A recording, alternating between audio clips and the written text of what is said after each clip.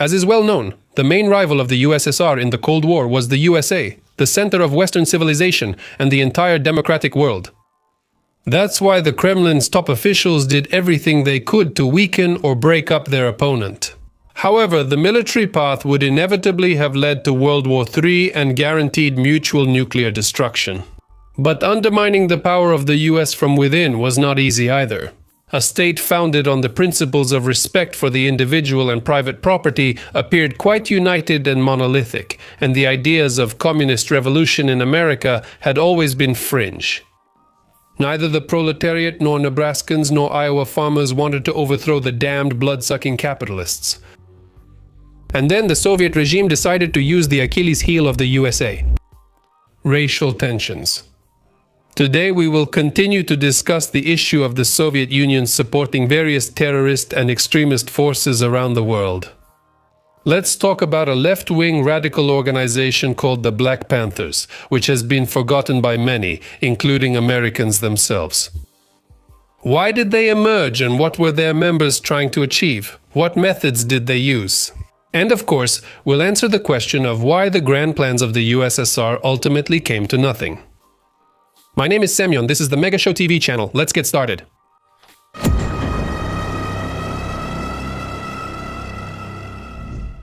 The situation of the black population. Let's start with the fact that the main weakness in the domestic situation in the United States in the last century really was the racial issue. And it is connected to the extremely complicated history from 200 years ago, when there was slavery in the southern states, while in the northern states everyone was free. However, from 1861 to 1865 there was a civil war, as a result of which the North defeated the South and slavery disappeared. African Americans became free. However, everything was only good on paper. In the former slave states, the black population continued to face various forms of discrimination. They were paid less than others. There were many places where African Americans were not allowed to go. Just 70 years ago, in many American cities, you could see cafes, bars, barbershops, and stores with signs saying whites only. This policy was called segregation, which means separation. It turned out that slavery was supposedly gone, but the descendants of former slaves, as some unreasonable people believed, were supposed to know their place. However, starting from the 1950s, the black population of the United States began a concerted struggle for their rights. It was led by the Baptist preacher Martin Luther King. He advocated nonviolent methods of protest, rallies, demonstrations, protests, strikes, and boycotts. And gradually he was achieving success. Despite numerous racial prejudices, bans and restrictions against black citizens began to be lifted in the southern states. African American children began studying together with their white peers, signs for whites only became a thing of the past, and any manifestations of segregation were declared unconstitutional. It seemed that the dream had come true in a society where all people, regardless of skin color, would have equal rights and opportunities. Radicalization of the black movement. However, not everyone was satisfied with this situation, both among the white and black populations. As for the former, it's clear, racism was so deeply rooted in the minds of some people that eradicating it was extremely difficult.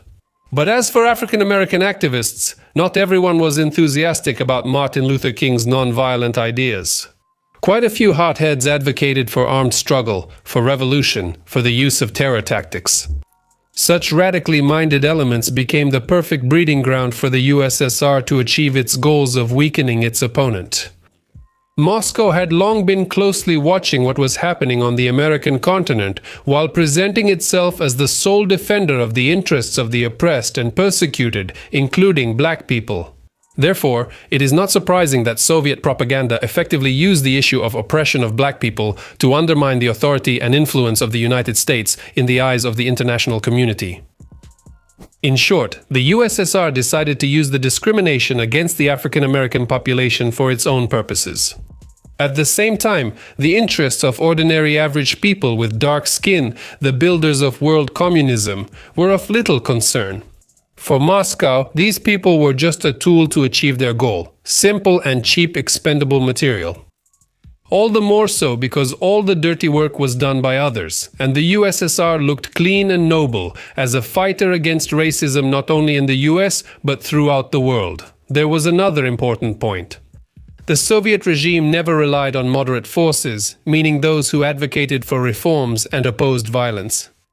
In all the countries where the USSR carried out its subversive activities, only the most radical forces received support from Moscow. As Grandpa Marx and his faithful student Ulyanov Lenin taught, for communism to triumph worldwide, revolution is needed, blood is needed, violence is needed.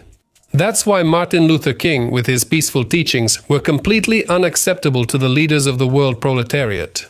They needed real extremists whose actions would destabilize the internal situation within the US, undermine the people's trust in the authorities, and provoke mass unrest. And if they got really lucky, they would even organize something like an armed rebellion or even a new civil war. That's exactly why the Black Panthers were needed for such grand purposes. The Black Panthers on the rise. The emergence of the Black Panthers as a full-fledged organization dates back to 1966. At that time, two supporters of left radical ideas, Bobby Seale and Huey P. Newton, founded in California the so-called Party of Armed Struggle Against the Police. A little later, they called themselves the Black Panthers. Although the organization was illegal, it quickly began to develop in other cities and states, creating its own cells. And at the peak of their popularity in the mid-1970s, the Black Panthers had their own offices in the United Kingdom and Algeria, where they also caused quite a stir. As for political goals and methods of struggle, the initial goal of protecting neighborhoods from police brutality grew into a desire to carry out a social revolution. Violence, violence, and only violence was the main tool for achieving their goals. Thus, in one of their addresses to the authorities, the Black Panthers directly threatened to overthrow the constitutional order, stating, "You have weapons, and we have weapons." Later, the demands of these radicals became even tougher. In fact, the Black Panthers began to embrace so-called black racism. They justified their pursuit of justice for all African Americans and revenge against former white oppressors not only with the works of Marx and Lenin, but also drew inspiration from the ideas of the bloody Chinese tyrant Mao Zedong, as well as the idol of the extremists of that time, Ernesto Che Guevara. The activities of the Black Panthers primarily consisted of attacks on police officers and FBI agents, which often ended in high-profile killings. Since, to put it mildly, law enforcement officers were not exactly welcomed in the so-called black neighborhoods then, it's not surprising that such crimes, on one hand, caused fear among white citizens, and on the other hand, gained wide popularity among the black poor, people from the slums and ghettos. It should be noted that Martin Luther King openly condemned the terrorist acts of the Black Panthers, believing that their bloody actions only discredited the black movements. In fact, it splits the African American community and, most importantly, provokes the authorities to use harsher methods. Paradoxically, the assassination of Martin Luther King in 1968 by a racist sniper was used by the Black Panthers as a clear example that nonviolent methods are ineffective and compromises with the authorities are nothing more than a waste of time. What was needed was bloodshed, death and protests, revolution. However, the sharp rise in the influence of the Black Panthers is not explained by terror alone. Considering how quickly this organization managed to strengthen its position across the entire United States, from the West Coast to the East Coast, it was automatically assumed that someone was backing them. After all, if the organization itself was founded in 1966, and by 1968 it was already being called the most dangerous force to US national security, it was only logical to conclude that there was a puppeteer behind the puppets. Some powerful force was clearly organizing and funding the Black Panthers.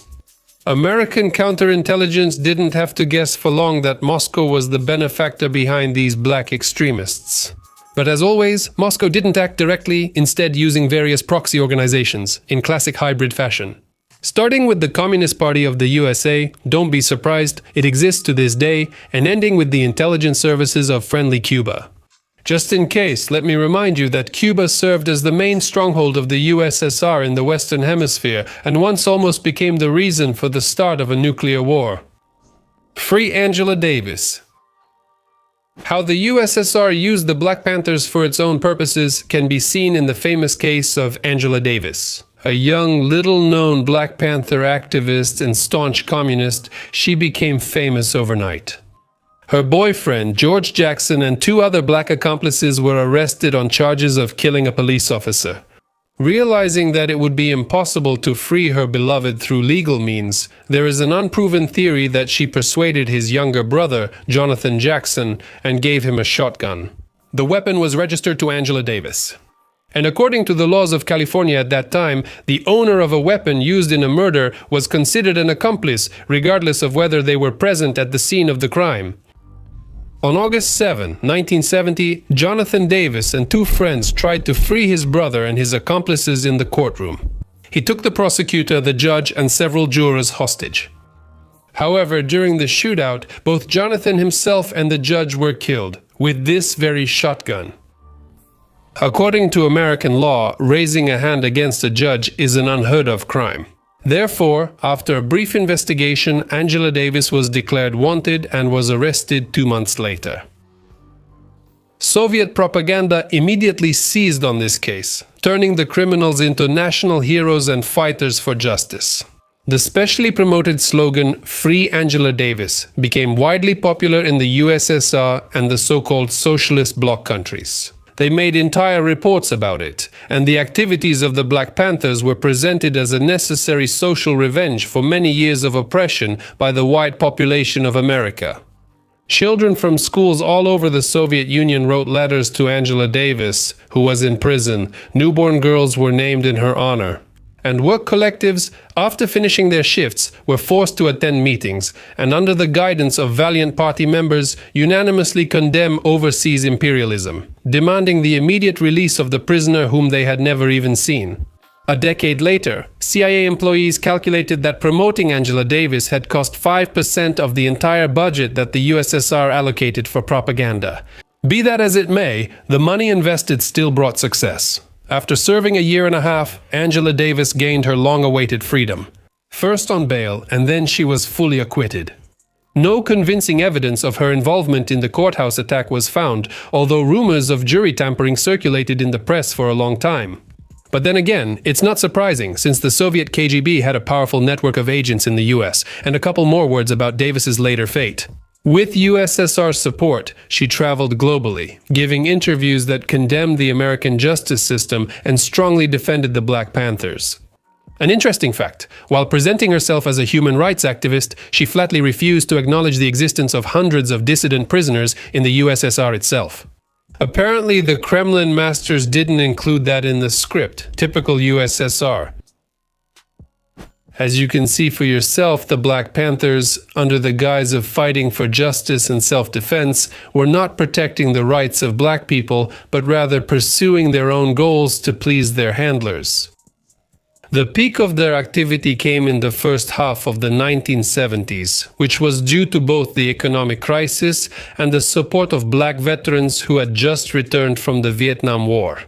Suffering from PTSD, former soldiers became fertile ground for the spread of radical ideas, and their combat skills made them indispensable during street confrontations and shootouts. However, by the late 1970s, the activity of the Black Panthers began to decline. This was due both to the arrests of the leaders and to changes in the situation within American society itself. The Vietnam Syndrome and constant crises were replaced by stabilization, which became especially noticeable after Ronald Reagan was elected president in 1980. The Black Panthers officially ceased to exist in 1982, although some radical groups continued their activities even later. However, they never regained their former scale, so why did the Kremlin strategists' plans to organize a new civil war in the US fail so abruptly? First of all, because the majority of the black population, despite past oppression, still chose the path of reform and constant change rather than terror. That is, the overwhelming majority of African Americans did not resort to extremes, contrary to communist ideas. In reality, only a few supported violent methods of struggle, and the number of black Americans who supported the Black Panthers was in the tens of thousands, which, in the context of America, was far from a critical number. And most importantly, despite the existence of racial discrimination, there were still strong democratic institutions and a developed civil society in the United States. They stood up at a crucial moment to protect ordinary citizens' interests and ensure society's stability. In other words, they served as a kind of safeguard against upheavals and revolutions. But this was something the Soviet regime could never understand, right up until its devastating collapse. That's all. Goodbye, everyone.